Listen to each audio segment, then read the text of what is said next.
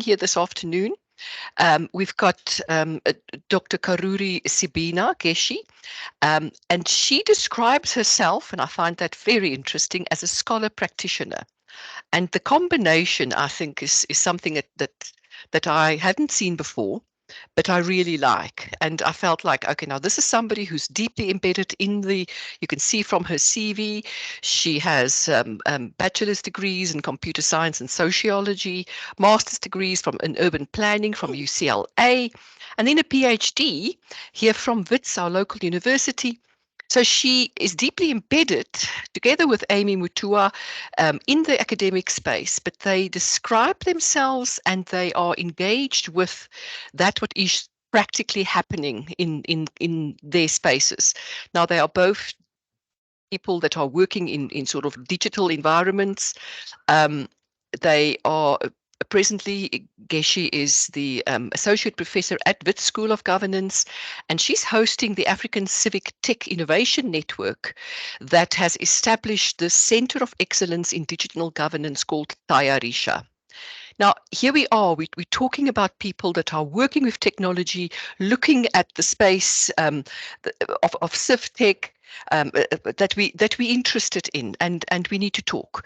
We might disagree today, who knows? But that's the wonder of these type of interesting discussions. Amy is a researcher, somebody with her own qualifications. She's got an honours degree in urban and regional planning. And she's quite passionate about working on these projects, and she's currently a research assistant in the center. Please tell us about your article. Please tell us a bit about your work, about the interesting space that you are operating in. But could you start off by explaining perhaps to us here in the audience, why are you calling yourself a scholar practitioner? That's the word that really gets to me. Thank you. Thank you so much for the warm welcome, Renette, and thank you to Anita and the team for inviting us as well. So I feel like this is coming back home a bit. I'm actually formerly from the Treasury as well, why I call myself a scholar practitioner, I suppose, is that I have always had a foot in research. When I first came to essentially working in the public sector, it was in fact in the context of CSIR, HSRC. So it was always really about the research and the knowledge journey. But then it was always linked to practice. So I'm not necessarily interested in a form of scholarship that's, only in the ivory tower or only abstract. I think it's always been rooted in some kind of practice development related activity.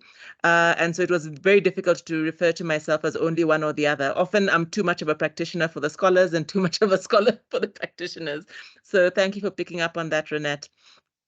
Amy and I were really excited to actually write this piece, which we were asked to do based on a longer article report, actually a working paper that we had written for SAIA, the Southern African Institute for International Affairs, that was really trying to look at civic tech in the SADC region. But we had a couple of really particular observations about what we see as the trends, and they were looking at, or that paper more broadly is, and we'll share the link, I think, on the chat, was more broadly really looking at what are the potentials, what is the meaning, what are the implications of the growth of civic tech in the region.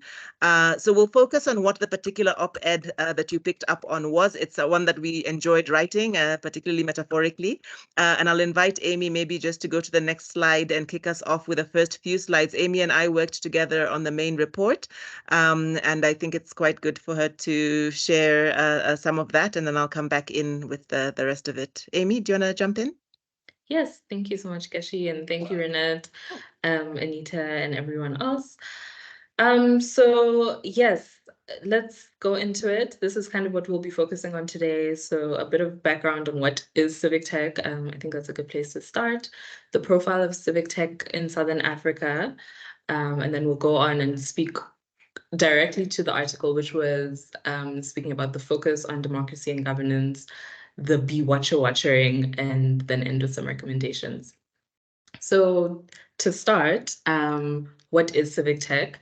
I think generally, if you were to search for a definition, everyone can kind of agree that there's no one definition.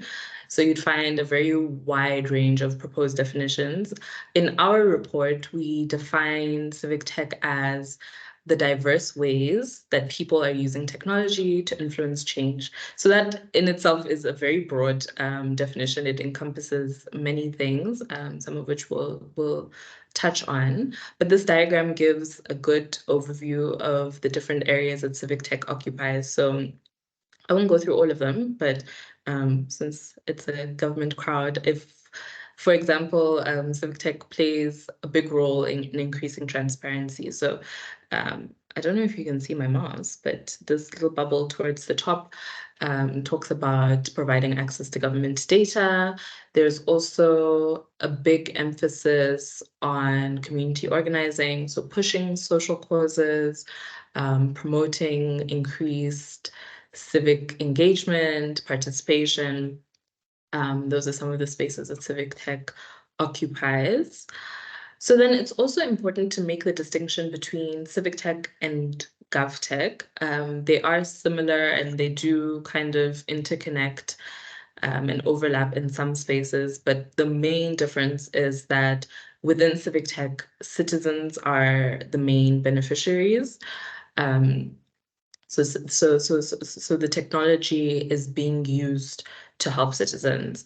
It's very community-centric. And then there's also a big focus on public participation, on engagement with this ultimate goal of social change. Whereas government tech really focuses on how we can use technology to improve government operations. So increasing efficiency, delivering services in more efficient ways. So it's very operation centric. And here, government is the main customer.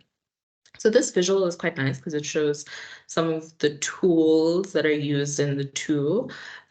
So for example, here around open government, there's a lot of emphasis on data, a lot of emphasis on how do we increase the availability of data, how do we increase access to data, ultimately with the goal of improving transparency.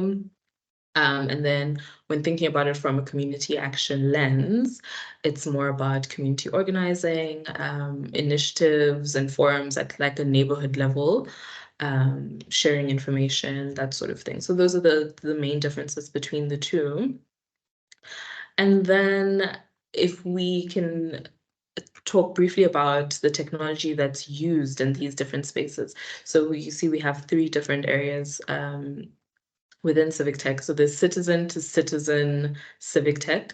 So this is an area that focuses on the relationships between citizens. How can we improve relationships between citizens? How can we improve sharing knowledge between the two? So the technology here is technology that improves citizen connections. I won't go through all of them, but for example, political technology, this is a space that's growing a lot. And we see platforms like My Candidate, where tech is used within political processes to give citizens more information about whether it's candidates, whether it's encouraging people to vote, mobilizing support around certain causes. That's sort of what we're seeing. Within the citizen to government space, this is technology that is improving the relationship. It's strengthening the relationship between government and citizens. And so here we're looking at things like open data. Once again, open data is a big thing within civic tech, so you'll probably hear it a lot. But here we're working to, again, improve transparency between the two with the ultimate goal of strengthening that relationship between citizens and government, between their elected officials, between politicians. And then there's government tech, which we spoke about briefly, which is all about improving efficiency. So here, it's really about innovative technology solutions to make government more efficient. So we're seeing a lot of e-government platforms that are coming up more and more, services that are now accessible online, all with the goal of improving efficiency. And so then there's a lot of innovation and modernization in this space as well. So that's some of the tech that's used. And then Geci mentioned the paper that we wrote, and this is it.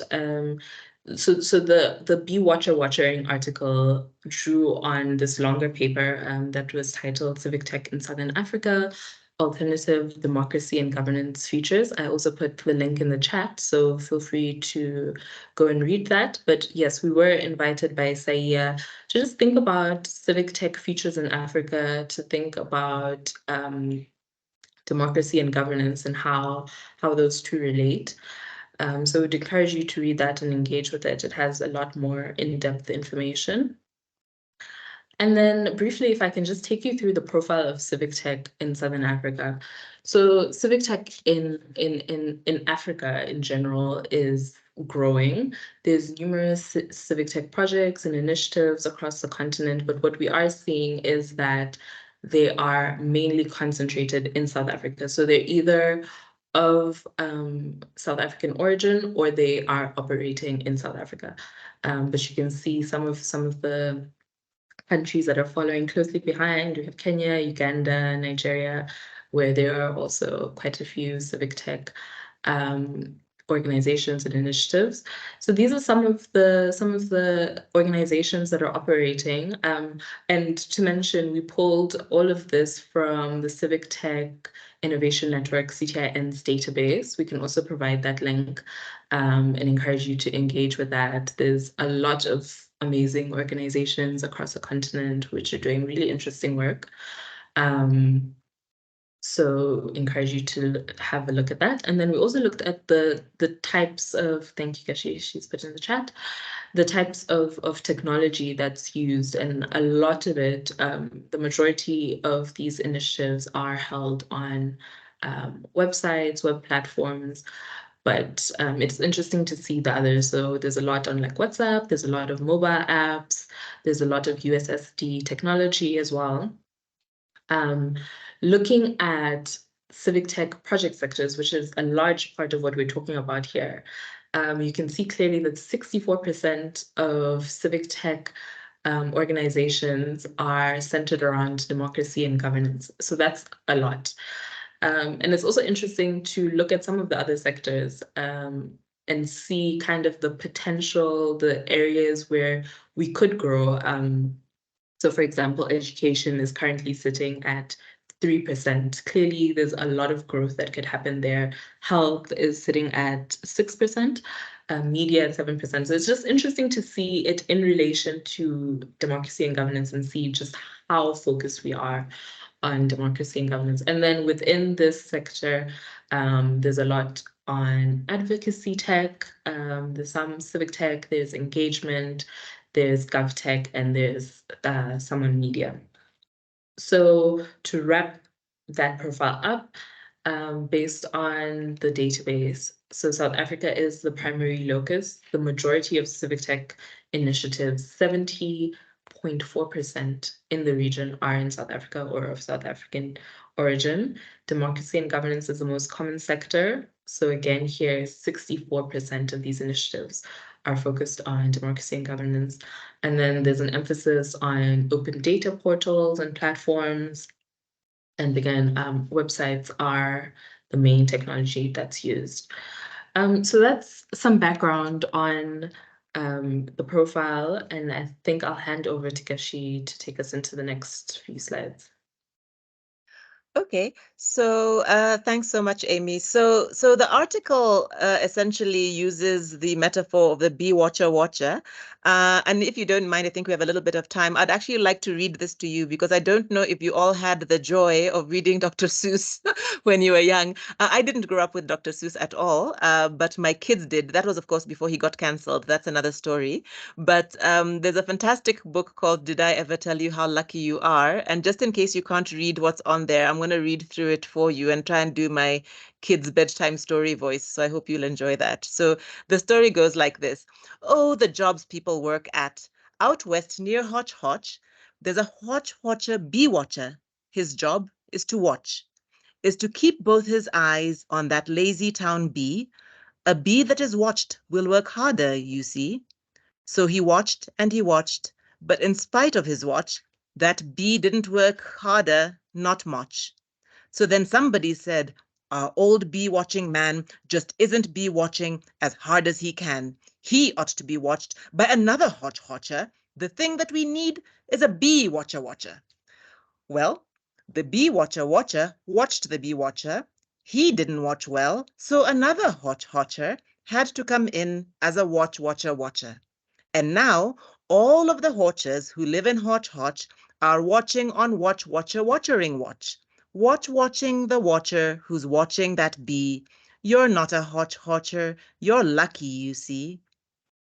So, silly little story, but this is what we sort of, got thinking about as Amy and I were reflecting on what it means to look at the kinds of statistics we were just looking at. What does it mean for over 60% of capacity in the region to be spending time on what we basically called bee watchering? Now, we are not particularly averse to the idea that there does need to be work that happens in the D&G space. In fact, as the Civic Tech Innovation Network, one of our key themes, in fact, is partnering with government, which may include partnering directly to do things together, or may include partnering in roles that strengthen accountability, transparency, all of the sorts of things that are happening in this space.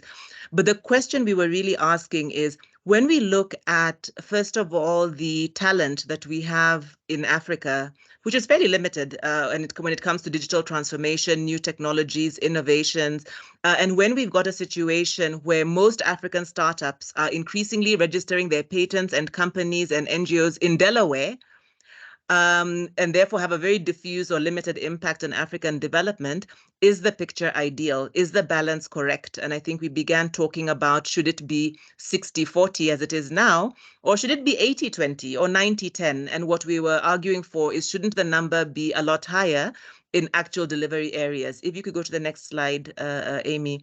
What's interesting is in the organizational development in the OD space, there's actually quite interesting analyses that we observed in some other articles, just looking at other literature, that really looks at system dynamics and how there is a tendency in trying to respond to issues like the lazy town bee, where we tend, instead of addressing perhaps the core issue, to instead grow more and more complex institutional arrangements where we add managers, we add experts, we add consultants to solve states' inability to deliver. And to us, this was a bee watchering tendency. If we can go to the next slide. So there are two real conclusions that the main article reaches, one of which was the subject of this particular article. And so the first was, what should civic tech actually be focused on? If we look at our best civic tech capabilities, if we look at our hackers, our young people who are sitting in their living rooms like I am, or even out on the street coding and coming up, and they're really passionate and they want to do things and they're tech savvy, what do we want them spending time on? And does this picture look correct? Does it look like we wish to spend and exert most of their capacity in that D&G space? Now, we do talk a little bit about why or how this happens in the article. And part of it, of course, is funding driven. So there is a big focus from the philanthropies and from many of our, I suspect, development partners to suggest that this is the space where Africa needs to focus because there are challenges with leadership, there are challenges with delivery, and therefore the idea is that let's watch the government and make sure government delivers, that government is being transparent, that government is accountable for what they ought to do. No problem with that. The question, should it be 60% of our talent? Should it be 60% of our effort? Is there a different balance here? And is there a way to drive that different balance?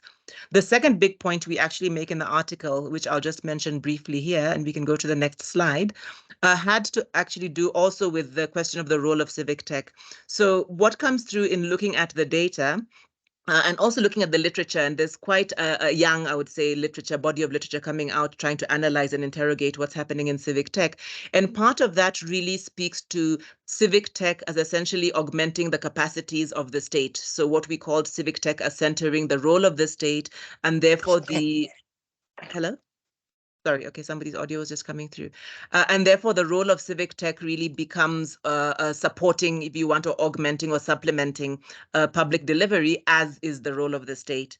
There is another part of the literature that really suggests that we actually ought to look at civic tech and community activism as something community-driven, community-determined, that in fact is not always defined in terms of the role of the state. It's not always in service of the role of the state, but in fact is much more directly citizen-driven. And there's a second paper, an article, actually we could share that link as well, that we did on that. That's what we called DIY Africa, so do-it-yourself Africa. So this was another interesting argument that was coming out of the paper. But if we can just go to our last slide before we open up for discussion, there are a set of recommendations we make in the paper, and excuse the very tiny text. Amy did try to warn me, but I thought it was good to just fit them on one slide. I think the first big recommendation we make is around the role of government in partnering with civic tech. And we do think that the public sector should be present, but should also be investing in the capacity to deliver and develop solutions and innovations in major public service areas that government perhaps is either inadequately able to deliver, or where governments feel that it is useful to empower local delivery. And that's a good thing to do. The second thing is we felt, and failing to do that does mean that, and this is true and characteristic of a lot of how civic tech is currently funded, if it continues to be funded mainly through international philanthropy, I think that's one of the reasons we see the kind of profile we do. The second thing is governments should support healthy digital ecosystems to advance democracy and development. So here we think that if nothing else, even if one isn't going to directly fund what happens in the civic tech space, it is important that government understand its role in that ecosystem, which includes not being an obstacle, which includes opening up data sets and supporting the sort of open governance partnership sort of principles and protocols, and really allowing and seeing civic tech as a meaningful development partner, as people who are actively doing things that are good to do. This is not a nuisance. Thirdly, funding needs to support local contextualized priorities in civic tech. So again, if we want to see the right things happening, then the funding has to support the right things. And that becomes a steering opportunity as well for those who fund. And that could in part be the state. The fourth recommendation is around a greater recognition of the intersecting and complex challenges that really do require the kinds of experiments, the kind of agility that one finds in some of these civic spaces. So traditionally, we look at, say, universities or big science hubs as the places where innovation comes from. Worldwide, it's very clear that innovations are coming from many more spaces, including the public sector itself, but certainly this kind of very active civic tech space that we are seeing growing so strongly in the region. So how does one foster partnerships with that? How does one see that as part of the delivery chain? How does one see that as important enough to be concerned with the sustainability and impact of what those tools could be doing? And then finally, what we called a need for an invitation and possibly permission for civic tech innovators and activists to actually focus their creativity on solving the problems they have and not just aligning to what some external actors might feel is civic tech worthy. And of course, in line with my second argument, that might also mean the government. So even if government were to do the above things and maybe decide, okay, it's education or okay, it's health, one needs to be open enough to say, but communities can also determine and define other things that they want. And you've got to allow for that. So it's not about saying government should determine the agenda and then civic tech must only work within that agenda. There's so many problems, but there are also so many innovators. And we'd like to see a really active environment where people are encouraged to play and work into all of those spaces. We are going to stop here. I think that's the last slide, if I'm not wrong. But I did want to just mention that one of the things we have successfully done for the first time, we just graduated, in fact, our first inaugural class. We developed a civic tech short course where we encouraged government and civic tech innovators and private sector to come into a 1-week training kind of arrangement.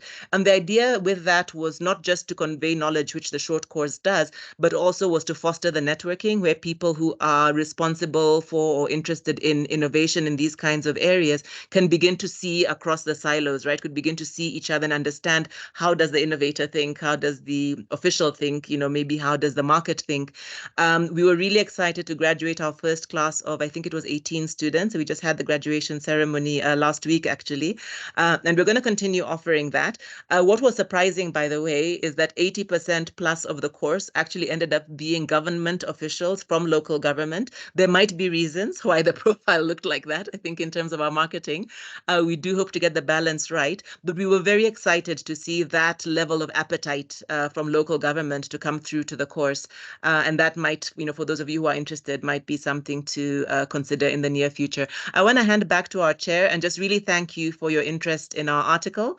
And hopefully it excites you a little bit about the kinds of arguments, but also the kind of really exciting work that young innovators in South Africa are doing. Thanks. Thank you very much. I really think it deserves a good round of applause here. Thank you for you. Do those electronic hand clappies. It's lovely. And it's lovely to, we're about to have Women's Month, isn't it? So it's great to have two tech female founders as well to lead us in. Now, you've opened up so many questions in my head. I want to open up for a round of discussions and questions from people. Please raise your hand electronically. And while people are getting their thoughts together, I'm immediately interested in your list of what are the other things what is the Do-It-Yourself Africa?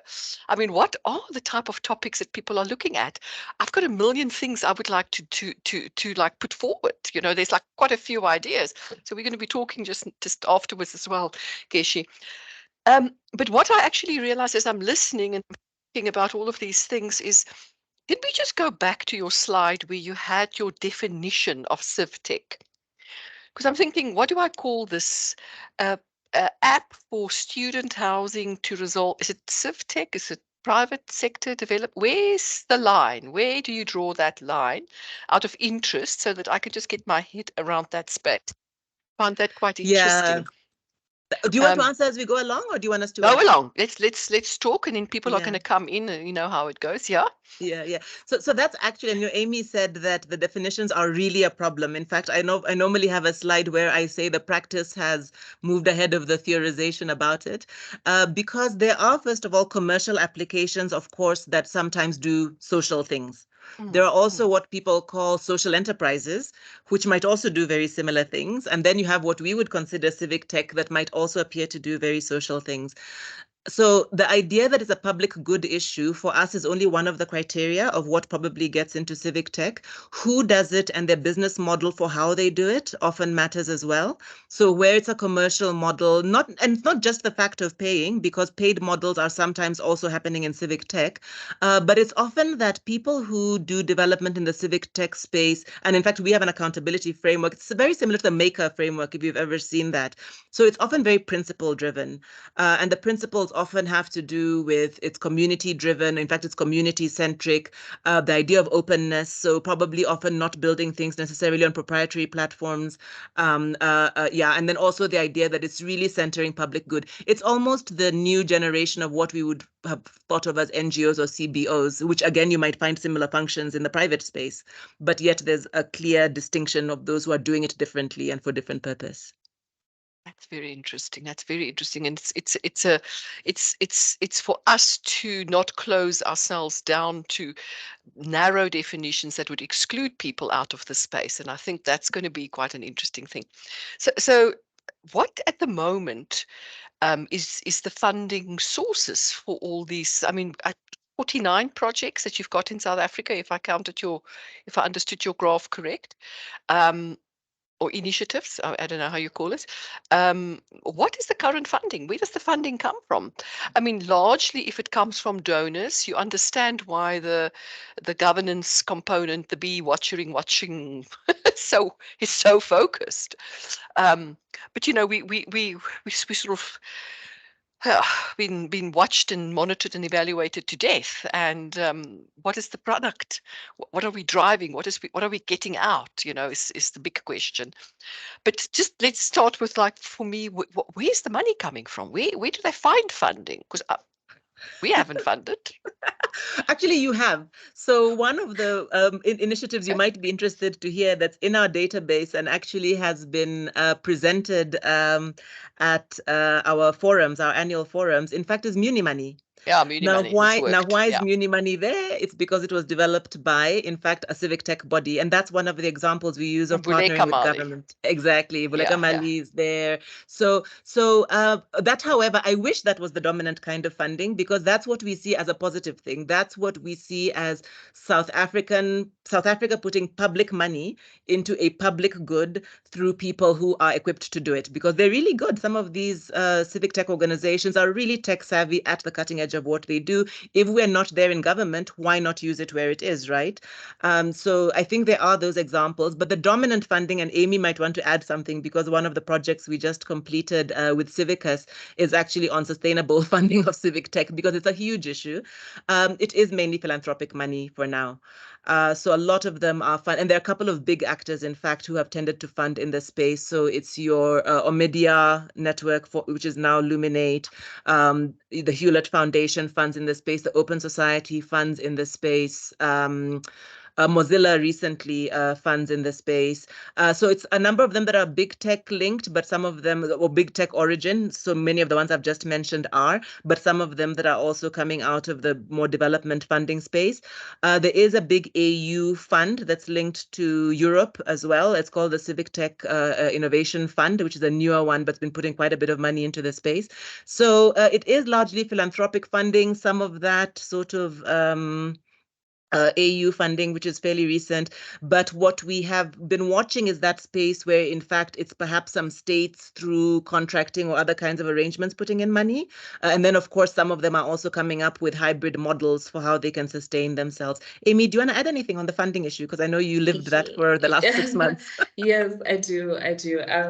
I would agree that it is primarily donor funded, and that brings up a lot of other issues, because where the money comes from, there's power dynamics, and there's a big influence on what you can do and what you can't do.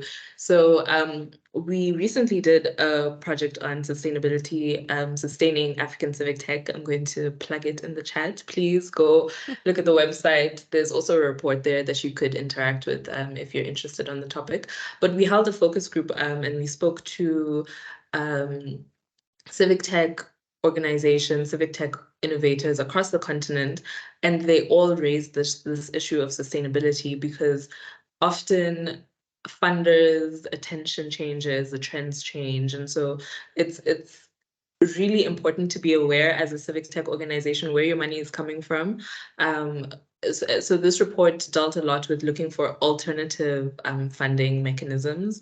So thinking about how, as an organization, you can kind of use what you have, use the tools that you have, use the skills and expertise to generate income of your own, so that you're not always donor dependent. What are some of the alternative ways you can organize with that view of remaining sustainable, because money is a big issue. And so, yeah, I'm glad you raised that point there. I see people have put their hands up. I'm going to go Elaine Venter and then Daniel Marconi, and in that order. Thanks, Elaine. Thank you. Thank you very much. It's really wonderful. Geci, Amy, I'm from GTAC.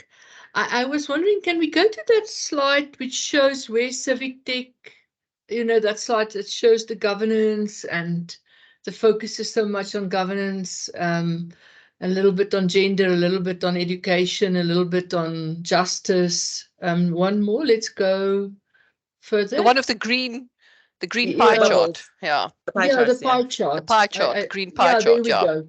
Yeah. I was actually just wondering whether we have evidence of what's the impact of civic tech. Do we know, and often what, it could have a perverse impact, or it could have a positive impact, especially, I'm thinking now a little bit cheekily of the Auditor General space, where we also sort of monitored and checked and watched. And ultimately, what's happening in government is that we're becoming more and more mediocre, because you are so scared to do anything innovative because you'll be rubbed over the knuckles. because you didn't stay within your little box. So I'm wondering, what's the impact of this? Is it done for the sake of being done, or is it, do you know, have you got evidence on what is happening, what's coming out of it? Thanks. Sure, that's a good question. Let's go for those answers, and then Daniel, next for you. But let's go for the answers first. Let's have a discussion on this So matter. I'll comment, and Amy could also come in. So I like this question, and I particularly like the link to the Auditor General and how we think about these things. I would say, so my cheeky answer would be that these organizations are just as accountable as big tech. So the same question you could ask about what's the impact of all of the big companies we use? What's the big impact of Accenture or PwC or KPMG or EY, and you can run the list of all of the big other, McKinsey or Bain or any of them. First of all, there are much fewer corruption trials being held about these organizations because they're small and they can't afford to, they're not in those huge projects that are highly questionable and that often deliver absolutely nothing, particularly in the tech space. But of course, this is often the biggest question, that they seem risky, because when you say you gave a project to Geci and Amy Incorporated, who are a civic tech organization, and then if perchance it goes over budget or something goes wrong, it's going to look like you did something corrupt. But if you gave 20 times that amount of money to McKinsey and they also did nothing or something went wrong, you'd somehow feel more justified to have given it to them. And so I think often this is the big concern. Now, what I can tell you is it's hard to say. So we do have a project where we develop case studies that are very focused on understanding the impacts and the learnings from different civic tech projects. Not all of them live forever. Some of them do something and they solve it and so they walk away. Some of them do something and they run out of money and so they stop, right? And so that's a sustainability question. What I can tell you from just, I've been involved in this space for the last 3 or 4 years, is that I have found a much higher level of self-inquiry and self-accountability, sort of self-monitoring than you'll find often with much bigger companies and much bigger sums of money, because like I said, it's very value-driven. And their peers will be the first ones to comment on, we hear you got X amount of money. What did you do? I can tell you, for example, and this is from across Africa, of course, our project is not just South Africa. On the gender one, just because on the screen there is one of the civic tech orgs who in fact is one of our regional ambassadors, and he's been very critical. He's been very critical about what's been happening in the gender space in terms of civic tech, because in his view, there is a little bit too much of talking and perhaps using the voices of women, but not enough of actually impacting on very serious issues that are happening in the gender space. And so I can't pretend that all of them are completely impactful or are solving the issue that they're tackling, but what I can tell you is I think they are more accountable actually than many private sector actors. And secondly, I think, there's always obviously a scaling issue. Many of the kinds of issues they're dealing with, probably if we said, are you solving the environment issue through civic tech? Well, it's a huge issue. But I think many of them are making a real dent, especially in the communities where they work. I hear you. I hear you well. This is very interesting. Often the case with smaller organizations. Daniel, are you here? You disappeared. Yes, no, I'm here. I was just taking my hand down. Thank you all. I suppose I apologize for joining this late, because it seems like really fantastic and I've just gone through the slides. But my question is, so, the way forward, and kind of when we say one of the recommendations is developing ecosystems, and this is speaking to the sustainability element and also how civic tech interacts with the public sector. What sort of ecosystems are you looking at, or do you have some sort of examples? And the reason I'm asking that is, so we always talk about, hubs and innovation hubs, and there's a lot of question around the sustainability itself of such hubs, and also whether they have an impact on the overall output. And then when you look at how civic tech is adopted or viewed by the public sector, is there anything that you've done to try and change that? So I like your example about, you can give Accenture 100 million, but you can't give a small person 10,000, because it seems like the 10,000 is corruption and the 100 million is, is totally above board, and invariably it's the other way around, or we're overpriced by the larger players. But how do you see a space like that being changed to be more engaging, so that more civic tech can be brought on board? My view has been that probably we could be able to do more as public sector if we brought on the civic technology, because the best person to develop a solution is the one who's facing the problem. And from that perspective, it would be good. But just kind of curious around, the way forward in that regard. Thank you. Thanks, Daniel. That's really a great question. So maybe just 2 comments on it. So the one example that I would use of where, it doesn't maybe always work perfectly, but we do sometimes feel a bit jealous of the US in this regard. Because in the US, I think you do have a slightly healthier ecosystem situation. And we've, in fact, in the past, I think this is probably when I was at Cities Network, we did send a delegation of government and other delegates, I think with JICA, the Japanese, to the US trip, actually, to look at what they were doing there. Because when you look at like New York, for example, is a very, very big city. If you look at how the local government interacts with, for example, a GovLab, which is a civic tech entity that's based at a university and also has links to federal government, you see like a really nice way in which, obviously that's a much larger civic tech kind of outfit, but you begin to see what a healthy ecosystem could look like. You begin to see how capacity can be used across the university, the civic, the local government, and then the bigger framework, and even smaller actors who are then brought in, and international connections. You begin to see something that begins to look like what we would consider to be a healthy ecosystem. Here, maybe, and it's my second point, we have tried, for example, around urban issues and urban data. In fact, there were really good collaborations between CTIN, so the civic tech body that we are part of, and South African Cities Network, where I also happened. So it's a bit incestuous, I have to apologize for that. But while I was at SACN, we had quite a nice relationship with CTIN, where we invested, for example, in mapping the urban data system. That's not something that had been done. And it was actually the civic tech people saying that needed to be done. It wasn't the government people asking for it. It was the civic people saying, hey, we don't know if you guys are understanding what's happening there. Off the back of that, you see Open Cities Lab working with Cities Network and eThekwini to develop what is now SCODA, the South African, what does it stand for, SCODA? Cities Open Data Almanac, but also things like Durban Edge, which is also developed by OCL. You see Cape Town developing their data platforms. Joburg is now looking at its digital platforms. eThekwini is long had actually, but Ekurhuleni also beginning to talk about their data platforms. And that's been in conversation with civic techers. Now, on the one hand, that's positive because we're seeing those conversations happen. But I would say in our context, compared to what I've seen in the US, it's still happening very transactionally.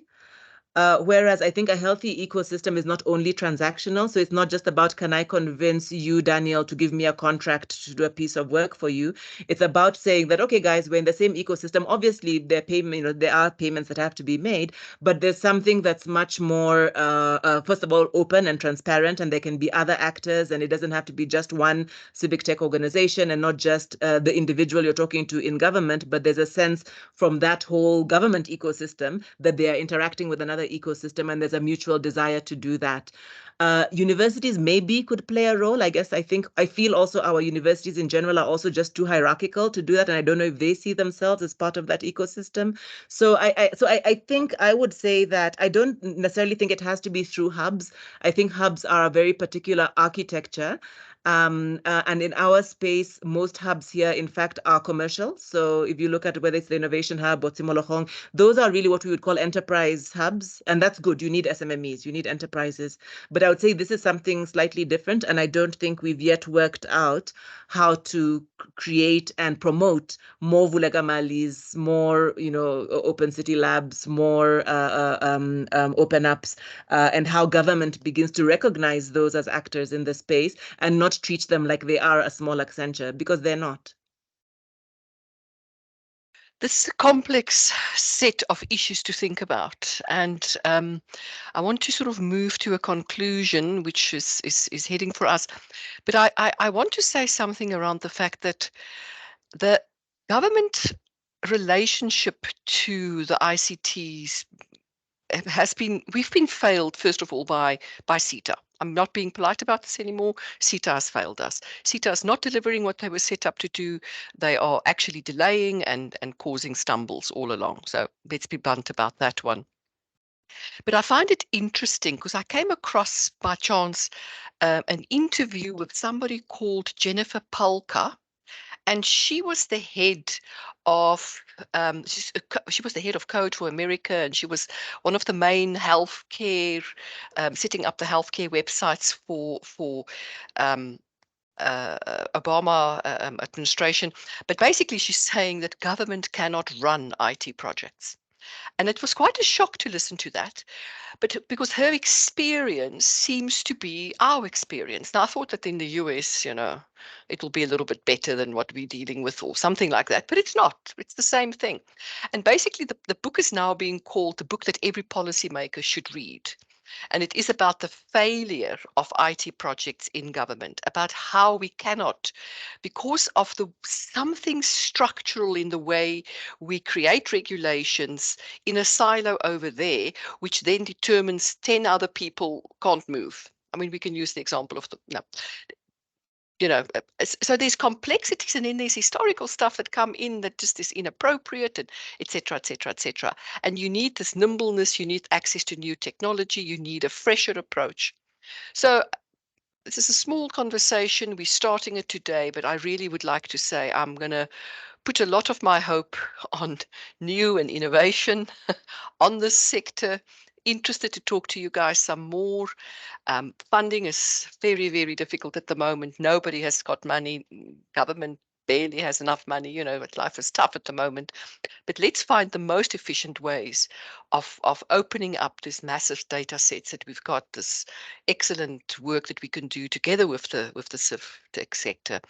Thank you very much. And thank you very much for pointing out our only job is not to be watching the watchers. It's definitely not. Our job is to do something productive and constructive and take the country forward. So thank you very much for the both of you. Really appreciate your energy. Colleagues, I'm going to be in conversation here with Geci. If there's anybody that has more questions, Salome Venter coming up at this point, please ask them now, but it's time to close and move on. Salome, go for it. Sorry, not a legacy hand, a wrong hand. Oh, okay. Okay. So we only have old hands now. Thank you very much to the both of you. We really appreciate the time and effort. See how your article hit home. We pick up on these things and let's continue this wonderful conversation. Thank you very much. Bye-bye, everybody. Thank Go you so much. Bye. Thank you Appreciate it. so much. Bye. There we go. Geci, can you hang on a bit? Happy Amy? to, yes. Yeah, just hang on a little bit here when everybody's going. Yes. So, I mean, I've always found it fascinating that in South Africa,